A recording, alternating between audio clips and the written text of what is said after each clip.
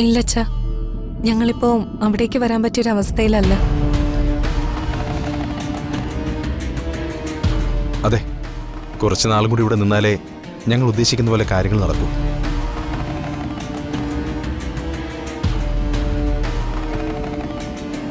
എന്താ നിങ്ങളുടെ ഉദ്ദേശം?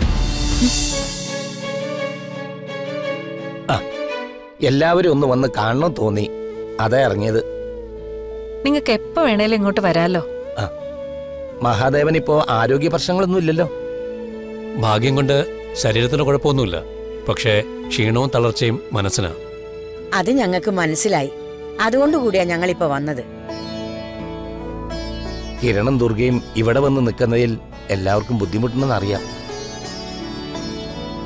അതുകൊണ്ട് അവരെ കൂടി കൂട്ടിക്കൊണ്ടുപോകാൻ വേണ്ടിയിട്ടാ ഞങ്ങൾ ഇങ്ങോട്ട് വന്നത്.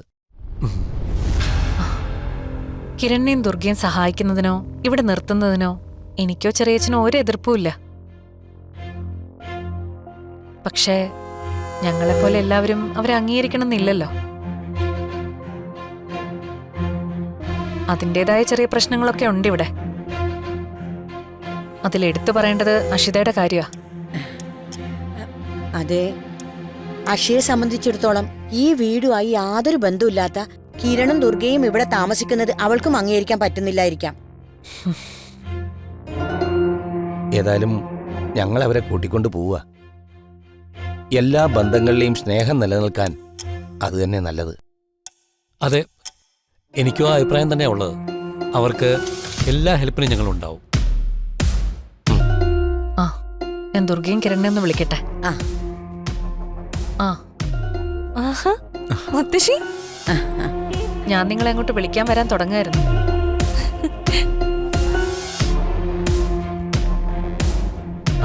മോളെ, മുത്തശ്ശി, സുഖാണോ മോളെ? നിങ്ങൾ എപ്പോഴെത്തിയ? സുഖല്ലേ? സുഖം. മുത്തശ്ശി അച്ഛനെ എപ്പോഴാ വന്നത്? ഇപ്പൊ വന്നതേ ഉള്ളൂ മോളെ. നിങ്ങളെ കൂട്ടിക്കൊണ്ടു പോവാനാ ഞങ്ങള് വന്നത്, അല്ല ദേവാ?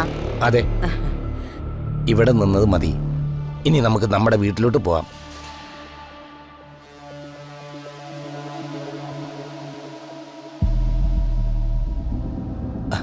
നിങ്ങൾ പേടിക്കണ്ട.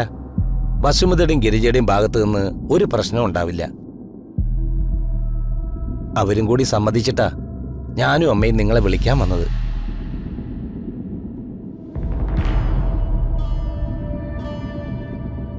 എന്താ കിരൺ ഒന്നും മിണ്ടാത്തെ? നിങ്ങൾ വരാൻ തയ്യാറല്ലേ? മുത്തശ്ശി അച്ഛനും വിളിക്കുന്ന സ്ഥിതിക്ക് അവരെ വിഷമിപ്പിക്കാതെ അങ്ങോട്ട് പോകുന്നതല്ലേ ശരി? ആ, ഇല്ലച്ചാ, ഞങ്ങളിപ്പോ അവിടേക്ക് വരാൻ പറ്റിയൊരവസ്ഥയിലല്ല. അതെ, കുറച്ച് നാളും കൂടി ഇവിടെ നിന്നാലേ ഞങ്ങൾ ഉദ്ദേശിക്കുന്ന പോലെ കാര്യങ്ങൾ നടക്കൂ.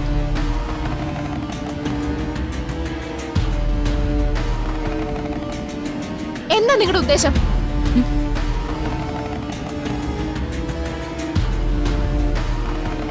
അപ്പൊ ഞാൻ കരുതിയതല്ല ശരിയാണല്ലേ?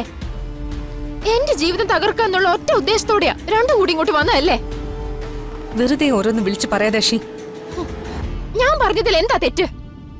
പോകാൻ സ്ഥലമില്ലെന്ന് പറഞ്ഞല്ലേ രണ്ടുപേരും കൂടി ഇവിടെ കടിച്ചു തൂങ്ങി കിടക്കുന്നത്. ഇപ്പൊ വീട്ടിലേക്ക് വിളിച്ചോണ്ട് പോകാൻ വന്നിട്ടോ പോകാൻ മടി എന്താ? അതിന്റെ കാര്യം ഇപ്പൊ പറയാൻ പറ്റില്ല. തൽക്കാലം ഞങ്ങൾ ഇവിടെ നിന്ന് എങ്ങോട്ടും പോകുന്നില്ല. എന്തിനൊരു വാശി? നമ്മുടെ വീട്ടിൽ നിങ്ങൾക്കൊരു കുറവും വരാതെ ഞാൻ നോക്കിക്കൊള്ളാം. അച്ഛൻ ക്ഷമിക്കണം, ഈ കാര്യത്തില് എനിക്ക് അച്ഛനെ അനുസരിക്കാൻ പറ്റില്ല. പൂർണ്ണിമ ചേച്ചി എന്തോന്നും മിണ്ടാത്തെ? ഇനി ഇവരെ പിടിച്ചിവിടെ നിർത്താൻ തന്നെയാണോ തീരുമാനം? ഇത് ഞാൻ സമ്മതിക്കില്ല. നീ ഒന്ന് സമാധാനിക്കഷി. ഞങ്ങൾ ദുർഗയോടും കിരണിനോടും ഒന്ന് സംസാരിക്കട്ടെ.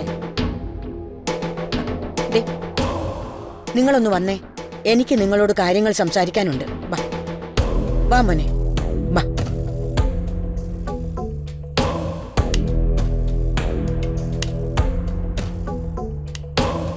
അവരുടെ ലക്ഷ്യം നേടാതെ അവരിവിടുന്ന് പോവില്ല ചെറിയച്ച.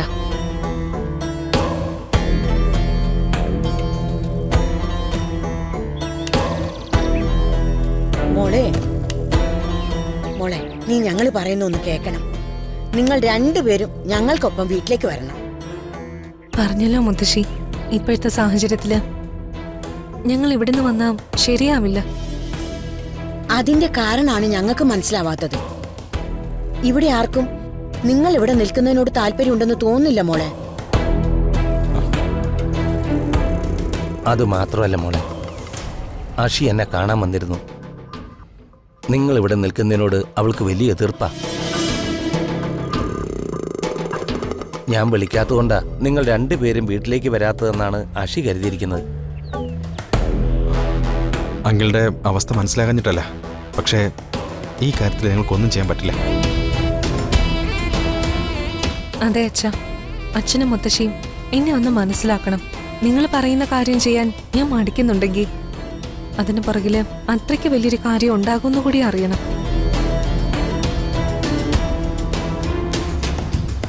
ഞങ്ങളോട് പറയാൻ പറ്റാത്ത എന്ത് രഹസ്യമാണ് നിങ്ങൾക്കുള്ളത്?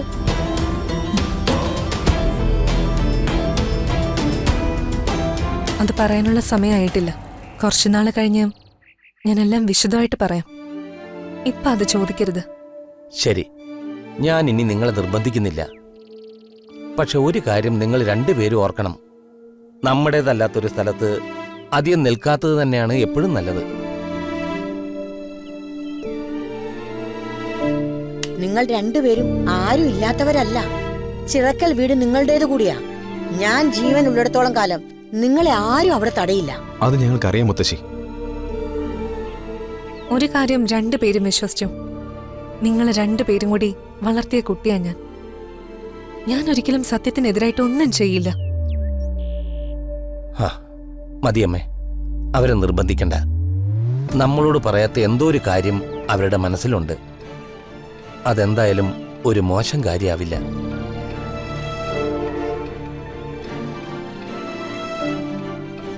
എന്നാ നമുക്കെല്ലാവരോടും യാത്ര പറഞ്ഞ് ഇറങ്ങാൻ ദേവാ.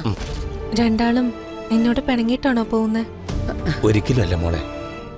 നിന്നോട് പിണങ്ങാൻ ഈ ജന്മത്തച്ഛനാവില്ല മോളെ. ദുർഗമോള് നിന്റെ കയ്യിൽ സുരക്ഷിതയാണെന്ന് എനിക്കറിയാം. എങ്കിലും മുത്തശ്ശിയുടെ ആദി കൊണ്ട് പറയാ, ദുർഗയെ നോക്കിക്കൊള്ളണം. അവളെ കരയിക്കരുത്. ഇല്ല, ദുർഗയെ ഞാൻ പൊന്നുപോലെ നോക്കിക്കോളാം. അത് മതി. എങ്കിൽ ഞങ്ങൾ ഇറങ്ങുക. അകത്ത് പോയി യാത്ര പറഞ്ഞിട്ട് പോവാം മുത്തശ്ശി. ശരി, വാ.